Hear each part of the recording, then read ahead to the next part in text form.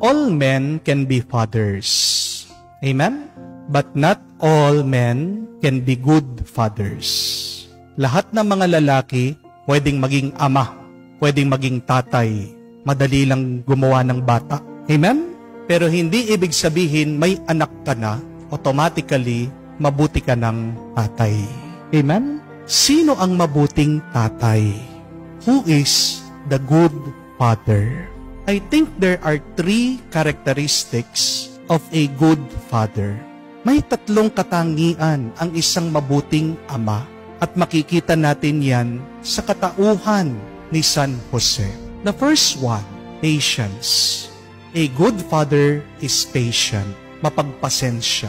At anong ibig sabihin ng pasensya? What is patience? The definition is, patience is the ability to be calm, even if in situations that you do not like, a calm acceptance, avoiding becoming irritated and angry.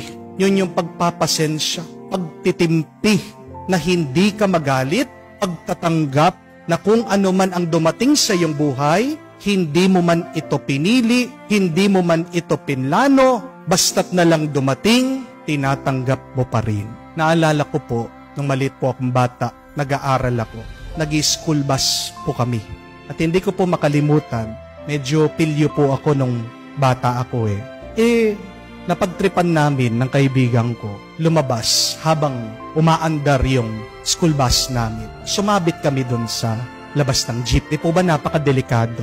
We were just 8 years old po noon, nung kaibigan ko. Hindi alam po nung driver nagmamaneho, habang maandar, nandun sa highway, yung pong school bus namin, nakasabit kami dun sa likod. Hindi ko alam, yung tatay ko, nakita niya ako, at kwento niya, sabi niya, may nakita akong bata, nakasabit sa likod ng school bus. Loko tong batang to sabi niya. Hindi pa po niya ako nakikita sabi niya. Sino ba namang tatay nito? Bakit hindi turuan ng mabuti tong batang ito? Napakapilyo, napakatigas ng ulo, loko-loko. Sabi niya, salamat sa Diyos. Hindi ako yung ama niya. Kung ako lang yung ama niya, lagot sakit tong batang ito. Nag-aalala po yung tatay ko, siyempre, baka mahulog daw yung mga bata doon sa likod ng school bus. Kaya nagmadali itong pagmamaneho ng aking tatay. Inahabol yung school bus namin para sabihin doon sa driver na nakasabit kami doon sa likod. Pero paglapit daw nung kanyang sasakyan doon sa school bus namin, bigla nakita ako at nakita ko din siya. Hindi ko makalimutan yung pong muka nung tatay ko. Sabi niya, "Amot ka sa akin!" Sabi niya.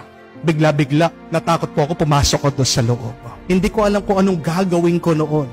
Pag-uwi ko, pero alam niyo po ba, pag-uwi ko, hindi ako pinalo ng tatay ko. Tahimik lang siya. But I learned my lesson. Hindi ko po makalimutan yun. Di ba napakaraming mga karanasan na pinagdadaanan ng isang ama? Hindi man niya pinili, hindi man niya ginusto. Mga malilikot na bata, matitigas sa ulo, mga anak. Minsan ang kanyang asawa, iba ang ugali. Kailangan niyang mangibang bansa. Kailangan niya lumayo sa kanyang pamilya para magtrabaho. Maraming karanasan, hindi pinipili ng isang ama, pero kailangan niyang yakapin, kailangan niyang tanggapin. Para saan? Para sa kanyang pamilya. But secondly, self-sacrifice. A good father is willing to sacrifice himself. Kaya niyang ialay yung kanyang sarili. Meron pong kasabihan napakaganda. Sabi, we always talk about a mother's love, but we forget a father's sacrifice. Di po ba? Kala natin yung mga nanay, sila lang yung naghihirap. Pero meron din mga pagsubok at paghihirap ang pinagdadaanan ng bawat ama. Amen? At ano daw po ang sakripisyo ng isang ama? Sabi, a father's sacrifice is like a soldier defending his family without cost, without any payment. Yun yung pagbibigay ng sarili. Pag-aalay na walang hinihingi na kapalit. Hindi po ba ganyan din si San Jose? Nagpakumbaba siya. Binigay niya yung sarili niya na walang iniisip. Nagagantimpalaan siya ng Panginoon. Inalis niya yung ego niya napakahalaga po na alisin din natin yung ego, yung kataasan ng ating loob. Ano pong ibig sabihin ng ego? E-G-O. E, edging, G, God, O, out. Pag meron ka daw ego, inaalis mo ang Diyos sa iyong buhay. Salamatan din naman natin ang ating mga ama. Alalahanin din natin ang ating mga ama. Hindi ibig sabihin pag ang isang ama tahimik, hindi siya nabibigatan, hindi siya nahihirapan. Amen? Minsan, pag ang tao tahimik, matiisin lang talaga. Ang isang mabuting ama, handa na mag-alay ng kanyang sarili. At ito yung natutunan sigurado ng ating Panginoong Jesucristo.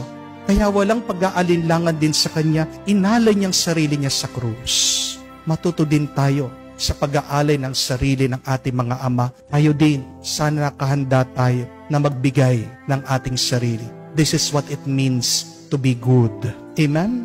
But third and lastly, kahuli-hulihan, ang isang mabuting ama, a good father is prayerful.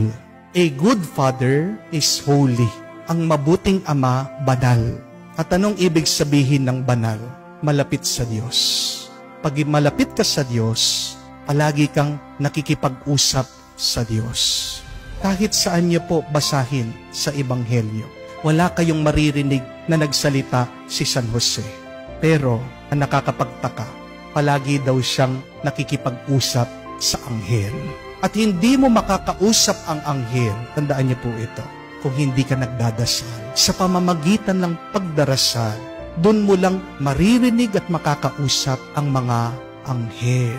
Napakahalaga para sa isang pamilya na madasalin at banal ang ama. Dahil ang tawag natin sa ama, ang pundasyon, ang haligi ng pamilya. Babagsak ang pamilya kung hindi matatag ang isang ama. At saan manggagaling yung lakas niya? Walang iba kung hindi sa Diyos.